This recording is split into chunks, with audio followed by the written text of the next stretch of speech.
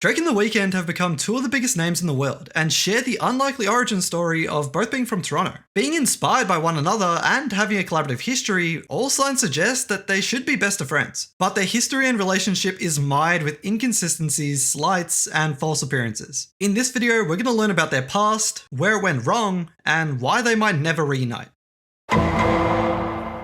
Drake first heard The Weeknd's music outside of his old condo complex where his trusted friend with a knack for talent discovery, Oliver Al-Khatib, played Abel's music for him back in 2010. And Oliver also posted two of The Weeknd's songs from his YouTube onto their OVO blog, trying to put some more people onto this local up-and-coming artist. It's hard to pinpoint the exact dates and timing of all this, but given that the blog post was on December 12th, I imagine that Oliver would have shown Drake this new artist he found before making this introduction post about him. It's relevant because a few years later, Abel revealed that Drake wasn't actually rocking with his music at first, maybe not seeing the vision or the appeal immediately. But it was Oliver who vouched for him and deserves the credit for them collaborating. But pretty soon after, in either January or February of 2011, Drake started working with Abel, getting in the studio with him and listening to more of what he had in store than the few songs that were on YouTube. This was before House of Balloons came out, and Abel reveals there were actually more songs planned for it. But in these studio sessions with Drake, he actually took different versions of Crew Love, Shot For Me, and The Ride for his own album Take Care, which made House of Balloons smaller than it was meant to be,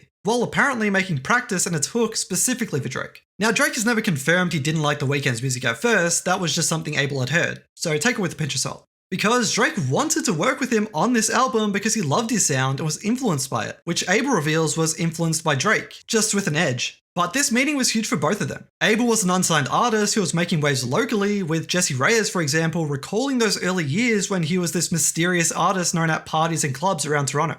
Working with Drake opened up the door to him getting more eyes on him, but also signed, and this is what many people think their beef is rooted in. Whenever Drake had the opportunity to speak about Abel in interviews during the recording and rollout of Take Care, he was showering him with praise. He talks about his involvement on the album and it being unique and something different, but also that he's on the album a bunch. And that he inspired him in multiple ways. Abel pushed Drake to sing better on stage, get better at writing, and ultimately better his product music-wise. He even told Abel and made it permanent by writing on the album's credits that Take Care wouldn't have been possible without him. The Weeknd's sound, which was inspired by Drake, became a shared coalescing sonic depiction of their city, Toronto, that was cold and dark, and has become synonymous with that album, much like Abel's trilogy. And they worked together all throughout 2011, it wasn't just a couple sessions here and there. Drake saw Abel as affiliated with the OVO label. I think the wording of this is interesting because Drake caught himself after initially saying that he was affiliated with OVO as a crew and movement, but then felt a need to specify that he's linked with the label that's starting up. This is important because it shows Drake taking some ownership and almost warning other labels to stay away and hinting that OVO is trying to make it official while also respecting his EXO ties.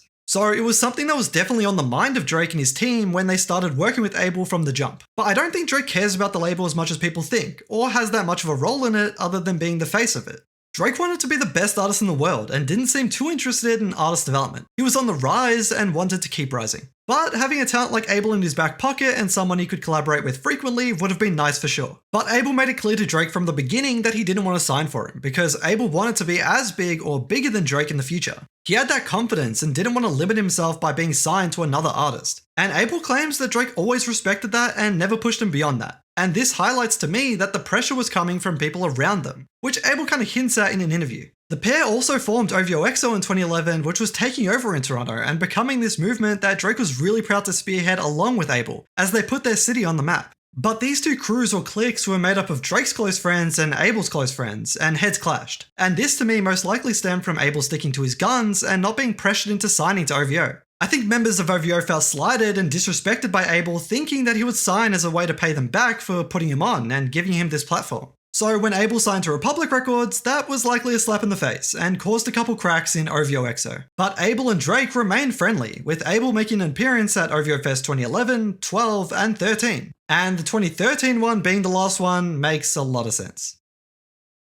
In resurfaced 100 gigs footage at OVOFEST 2013, Drake is seen dapping up members of EXO backstage and awkwardly ignores Abel. Not dapping him up, but even seeming to ignore his existence entirely. It's a really hard watch, and something that had to be intentional. Drake does eventually dap up Abel at the very end of the clip once they're just centimeters away, but you can see that Abel took offense and felt disrespected in the moment. Now, why did Drake do this? Well, as should be made abundantly clear throughout a lot of Drake's stories with these artists, He's really petty, and here's everything. Abel did his first major interview with Complex just 2 weeks before and revealed what he sacrificed to make Take Care, being some of those songs from his own mixtape. His comments, even though he speaks positively about Drake directly, does reinforce his importance in making Take Care and in a way devalues Drake's work. And I think this is something that Drake becomes insecure about. Take Care becomes his forgotten classic that he views differently to his other albums. But we'll get to that later. Either way, Abel making headlines with his comments would have got to Drake, the same way it would with Future and Kendrick, showing a clear trend of this frustrating Drake, especially at this time. And it's worth noting that this also happened during the rollout of Nothing Was the Same. And if you've seen my previous parts, you'd know that's what really annoyed Drake about Kendrick's Control verse and Future's comments around the same time. It took away from the excitement of this new album and instead made his last album a story, controversy, and criticism of Drake. So, in truly petty fashion, Drake's response backstage could have been a not so subtle way to disrespect Abel and let him know that he didn't appreciate his comments. This is the start of a quiet tension between them as questions of creative credit are brought up regarding Take Care and The Weeknd's involvement. And Abel would continue getting asked about it for years, with the next prominent interview coming in late 2015. Abel doubles down, implying that Drake relied on his inspiring sound to make the album. But he admits that he was hungry and was willing to give up his music, letting Drake take anything he wanted just to get his foot in the door, and that Drake was his closest friend in the industry at the time. But Abel does say that he's thankful despite giving up almost half his album, which we know with 3 songs meant for House of Balloons, and I'm assuming Practice is separate to that. He acknowledges that he's grateful for the light that Drake shined on him because who knows where he would be if that didn't happen. But interestingly, his last line is laced with threatening bitterness. He suggests that he would likely be much more resentful toward Drake if things didn't work out for him, if those songs Drake took did really well and Abel's own music struggled. But Zane Lowe interviewed both artists in 2016 with Apple Music, just 6 months apart. They were asked about each other, and their stories conflicted. Drake was interviewed on the release of Views in April and had nothing but good things to say about Abel when prompted, wishing him the best going forward in his career. But it did suggest distance, that Drake and Abel weren't openly speaking or texting, or had the type of relationship where they interact often and freely. He does note that he could never hate Abel or wish him any ill intent because of what they've done in the past, making Take Care and championing OVOXO and putting on for their shared city, Toronto. But in Abel's November interview during his Starboy rollout, he said that Drake and him are still very close and has always been his big bro in the industry since Take Care. His implication of open communication directly contradicts Drake's comments. Now, things could have changed within those 6 months, but it makes more sense to me that while they're not angrily beefing, Abel's lying and they're not that close.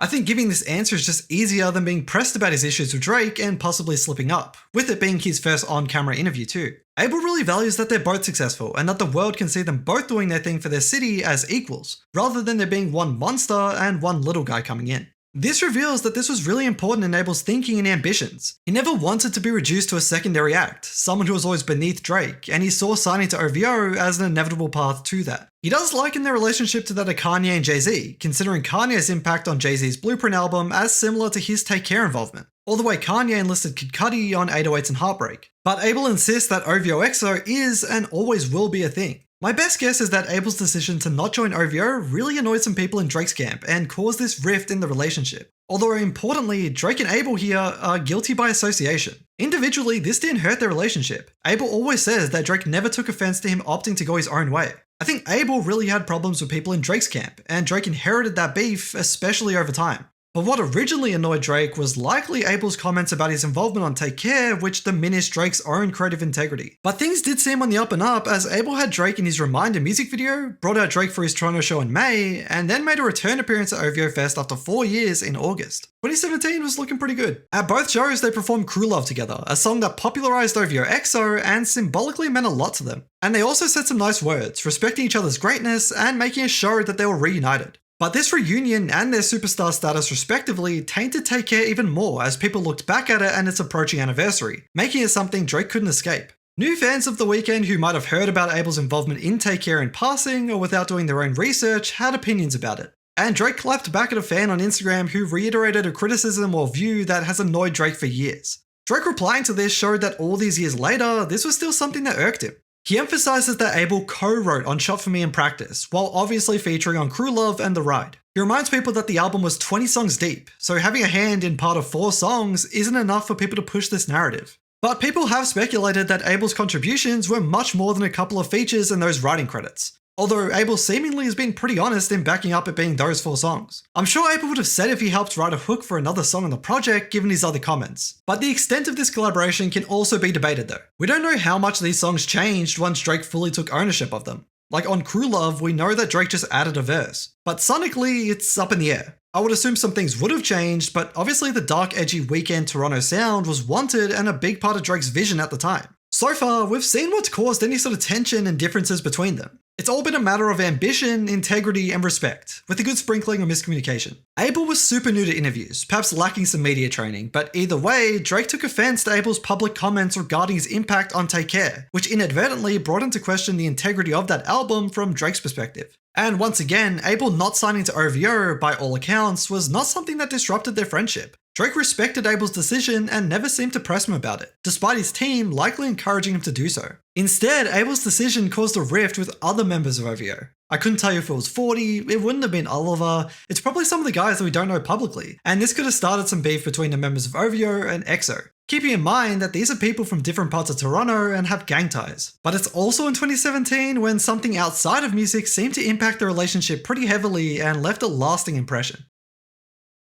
Abel had been dating supermodel Bella Hadid since April 2015, but amicably split in November 2016 due to conflicting schedules. But then, in June 2017, Bella was seen attending a party of Drake's in LA at celebrity hotspot restaurant The Nice Guy, sparking rumours that they were now dating. Her mother even confirmed that Drake threw her 21st birthday party in October, fueling more speculation about their relationship. And reports came out suggesting that Abel was understandably upset with Drake and Bella's relationship, leading to tension between the two. And this is when their distance stopped being about the music, right after they seemed to consolidate their reunion at OVOFEST in August after a year of reconnection. It's worth noting that sometimes Drake does this to get back at an artist, but I don't think Drake meant to disrespect Abel by hooking up with Bella. But obviously you'd be pissed if this happened. And he makes references to her on both Finesse and Sandra's Rose from his Scorpion album in 2018. But Abel and Bella reportedly got back together in May 2018, just a month before the album was released. Abel seemed to have an on and off relationship with her that was always amicable, and to me makes it clear that Abel really loved her. Making a song like Die For You would say as much.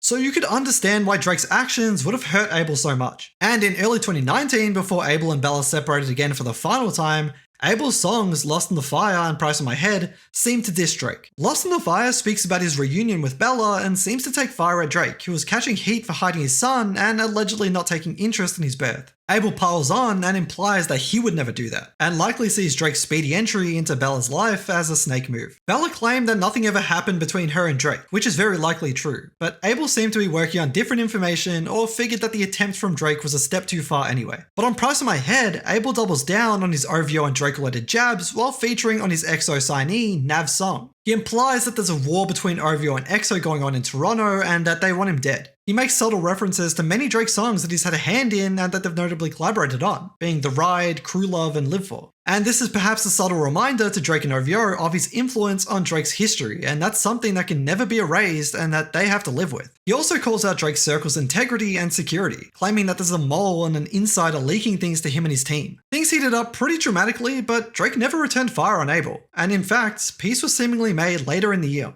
Two events kind of coincided here within a matter of days. In Drake's Rap Radar interview, he spoke about his relationship with Abel and the shame of their distance over the years. Drake is someone who puts on for Toronto proudly and wants to represent his city. And with two of the biggest artists in the world being from there, Drake would understandably love for that to be a bigger deal and something they can share and take pride in. But 2 days prior to the release of the interview, Drake released his song War, which said that he and Abel had fixed things and that they could never split up because they're family and will forever be bonded by their city and history. In the interview, Drake admits that his biggest regret about their relationship is that they wasted 7 years not communicating despite having huge careers. But he seems optimistic about their future, hoping that they can make good on lost time like he says how he and Chris Brown have. He says that he's looking forward to it and hopes that Abel's open-minded to it. This gives us a little timeline and lets us know this interview was likely recorded before War was written, which means before they settled their issues and ended their feud, making this reflective interview possibly lead to a reconciliation between them like Zane Lowe's interview did in 2016. They just need a little nudge and honesty to patch things up. He was pretty vague in the interview, not really revealing what caused their problems, but implies that they've had a rocky past and both have things they need to apologise for. But that signalled another sort of reunion, and one that seemingly buried all of their previous beef. And I think that's really seen at Abel's 32nd birthday in Las Vegas in 2022. Drake attended, and pictures were posted on Instagram showing them laughing, hugging, and drinking, with Drake captioning it, "We've done everything like it's nothing, isn't that something?"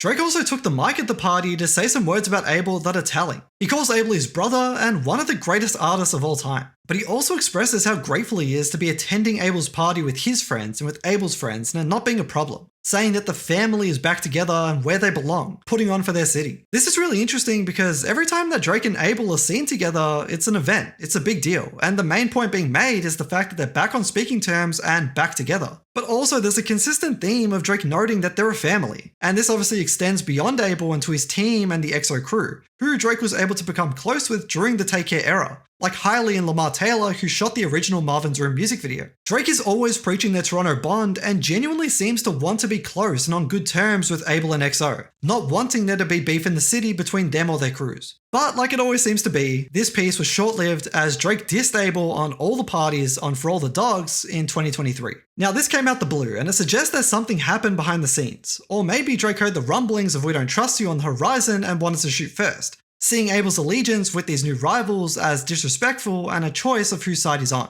Because in this track that has a lot of Toronto references and shoutouts, Drake chose to attack Abel and separate him from his people. And he had another bar for him on the deluxe version of the album on the song Stories About My Brother. Drake shouts out and shows love to some of his closest friends and OVO members, and also hints at Abel being recruited or forming close ties with Future and Metro Boomin. It's also interesting that Drake calls him a hater, and seems to double down on his stance, not seeing Abel as a real Toronto great and questioning his musical impact. Abel then featured heavily on Future and Metro's We Don't Trust You and We Still Don't Trust You, but had a diss for Drake on All To Myself. Abel says that he's eternally grateful for not signing his life away at OVO. I think this is him talking about forever being beneath Drake if he did this, which was his main concern for not doing so and something he's referenced multiple times. But also he once again says that the OVO crew have rats and leaks within it as a subtle threat and something to make Drake think. And he mocks OVO shooters, specifically Barking Not Nice for his TikTok presence. And then Drake returned fire on push-ups, taking shots at Abel but mainly EXO members and the people that surround Abel. He calls out Abel's manager and EXO CEO, Amir Azmilian, or Cash, inferring that he's homosexual and spending the money that Abel brings home to trick out men and seemingly rappers. That means buying them things and making fancy gestures, which is more likely a shot at EXO's affiliation with Atlanta artists like Future and Metro.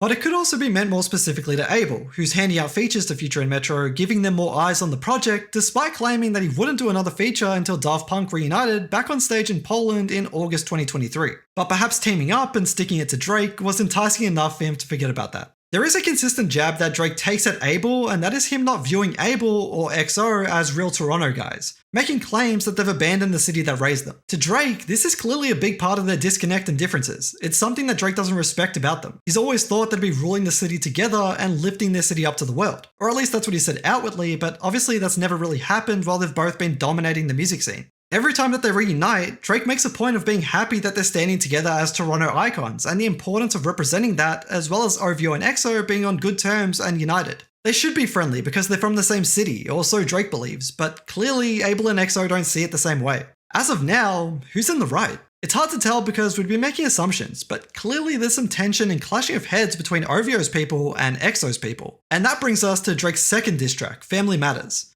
Drake starts by mocking Abel's melodic diss on All To Myself, and then counters Abel's shooter comment. This is as good a time as any to explain who some of these members are. Gilla was previously alluded to on Price of My Head and mentioned on War. Here, Drake admits that Gilla is a real shooter, but the only one EXO has, and reminds Abel that his brother is P, or Preem or P Rain, who is heavily tied to OVO. Both of these guys have been affiliated with Reps Up, a gang in Toronto's east. Drake is saying that the rest of EXO don't have it in them to shoot anyone except Gilla, but he wouldn't dare shoot at his brother, so that eliminates him and leaves Abel with no protection and a lot of talkers. Drake then rips into Abel more directly. He calls into question Abel's souvenir-like representation of Toronto, implying that he's abandoned his roots for an American life, but reps Toronto when it suits him. It's also here where Drake brings up Bella Hadid, revealing that from a personal perspective, that's what's still causing a rift between him and Abel. Drake tells him to get over it because they never even had sex, they just kissed. And to end it, Drake reminds Abel of his past. In this, he brings it back to Toronto, but also jabs at Abel's emotional sensitivity in music, but also his history with drugs. Diss tracks and music beefs are all fun and games until lives are really in danger. And these tracks escalated things in Toronto and in LA,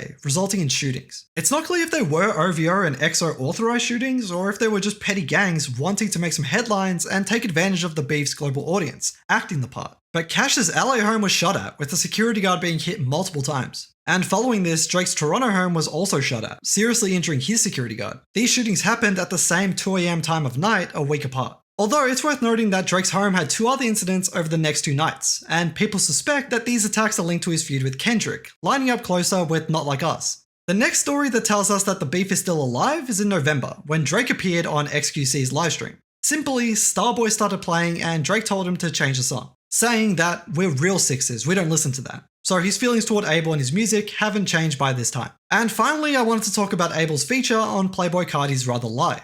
This came out in March 2025 and added to the list of Abel working with Drake's rivals, despite his feature promise. Abel suggests that his success is what makes people mad, calling Drake jealous and petty and upset at seeing how successful Abel has become, despite being an early adopter and champion of Abel and his sound. He mocks Drake and OVO for not being able to profit on him. If this is directed to Drake, he implies that Drake never had any real love and appreciation for him and his craft, but instead that Drake was using him all along. Now this contradicts what Abel said at the time, like we heard between 2011 and 2015, but perhaps these are his truths now, and something that he's realized. And whether intentionally or not, Abel's chorus closely mimics a recent style of Drake, something that Drake has been criticized for doing for years with other artists. This could give us proof that his lyrics here do relate to Drake, or this imitation is simply a slap in the face showing that Abel can do it too and make a hit out of it. Like Drake was able to do with Abel's sound way back when. It's sad as someone who loves both of these guys and their music that this is the state of their relationship. And my intention isn't to glorify their problems or feud, but you could view Drake and Abel as rival mob bosses of their respective gangs and crews. And although for a brief time there was peace and unity, it continues to crumble, and I don't see it ever getting back to that. Like many of the bridges in this beef, they've been burnt. And I don't see these artists putting their pride to the side and settling their differences, especially if they haven't been able to do so in the shadows for all these years.